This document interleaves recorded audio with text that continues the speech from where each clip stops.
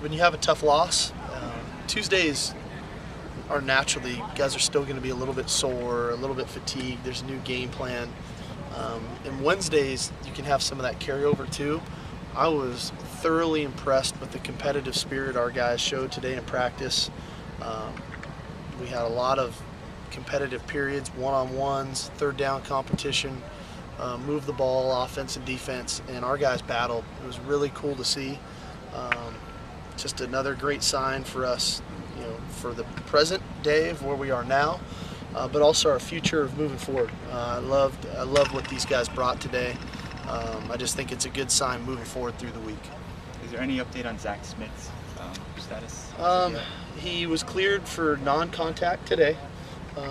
Again, he still has a couple of other tests that he'll have to clear, but I was anticipating him being cleared last Saturday. We're anticipating that again, but we will have fallback plans available to us. This was about the time of year you said you'd maybe revisit the Lamar Dawson situation about the midpoint. Are we there yet? I think so. Decide? I think we were going to get through Game 6, which is Saturday, and have to make a decision about now and moving forward. If you had held the gun to my head today, I would imagine that Lamar will redshirt and we'll have him available for spring practice and ready for the fall. And quite honestly, we're getting close to a point of making that decision with Tre Madden as well. You get through the halfway point of the season, depending on where he's at from a health standpoint.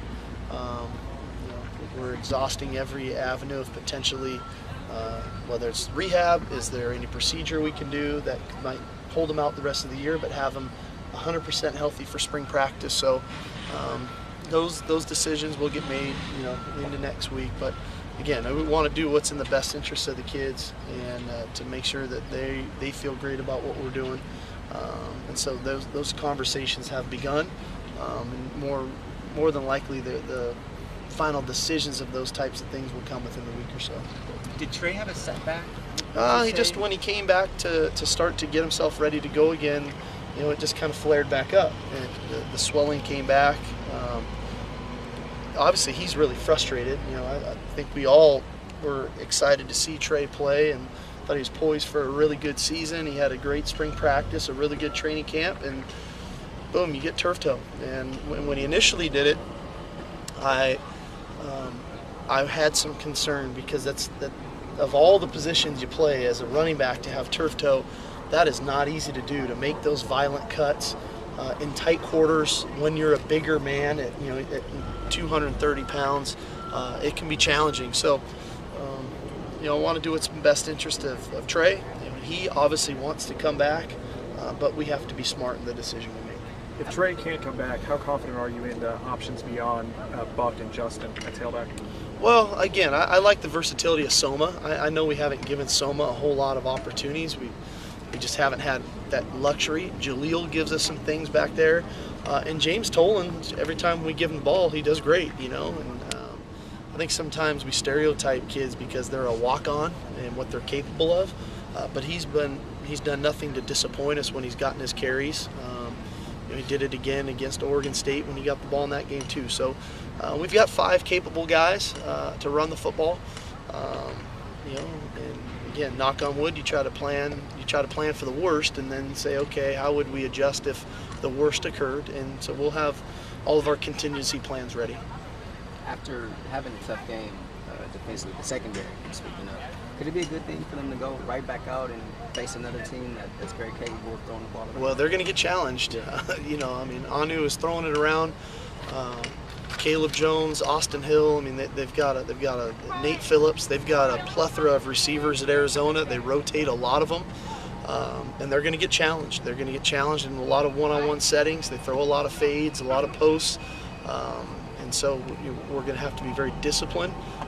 We're going to have to know where our help is, play with really good leverage, and then ultimately play with the confidence to make the play because we're plenty capable, we're plenty talented, and we need to have the confidence that we can make the play. Do you expect at any point to get your shot back, and how much have you missed in the backfield?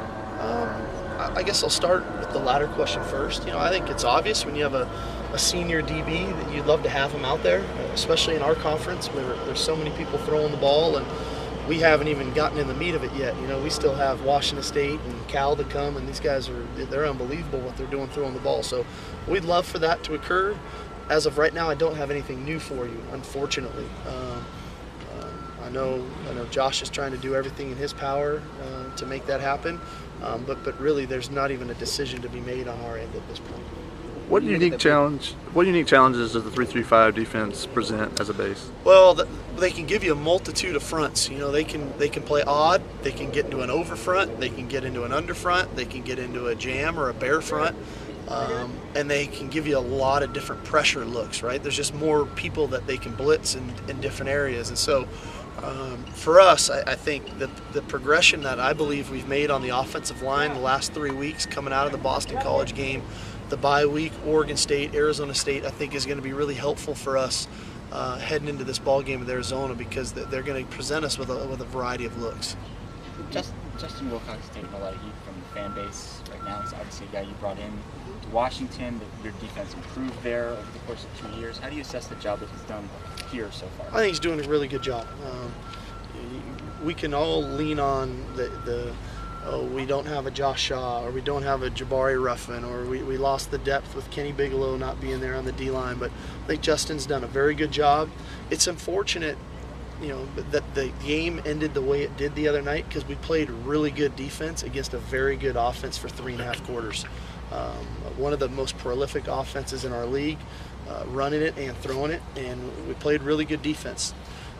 For whatever reason, we give up a 98-yard drive, and then we give up, I believe, a 78-yard touchdown pass, and then we give up a Hail Mary in 3 series in a row, and that's where the focus is.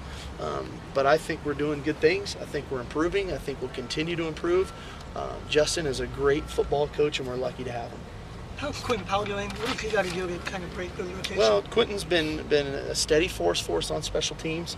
I think he's really embracing that role of a guy who can have an impact on special teams. We're hopeful that we can find more ways to utilize him defensively. He's just not ideal size-wise for his position right now. And so for me, now having a year with the team, obviously I want him to finish out the second half of the season great. But come January with Quentin, we really have to get him on a really good diet to add 15 to 20 pounds so that he can be more effective at the position he's playing. So that's all part of the process. Everybody's at different stages in their development here. And those are the things that Quentin will need to work on here when the offseason rolls around. When you take a look at the large totals you've given up defensively, at what point, granted one was a rushing game, another one was the passing game, but at what point do you draw the line between, okay, this is aberration and this may be who we are? Well, again, I thought we played really good defense Saturday for 3.5 quarters. We give up a 4th and 10 on a 98-yard play drive that extends the drive, and they score a touchdown. We give up a one-play, don't play the play great, and we have to coach better with Kevon for a 78-yard touchdown pass, and we gave up a Hail Mary. So I don't think that that's necessarily indicative of the defense that we have. I think that, again, we held the #1 rushing attack in our conference to, I think it was 20 yards rushing. The week before, we held the all-time leader passer in our conference to the worst day of his career. So I think we've got a very good defense with good days ahead of us, and we're lucky to have those players and those coaches on our team, and they're going to win us some games this year that we're going to be very proud of them.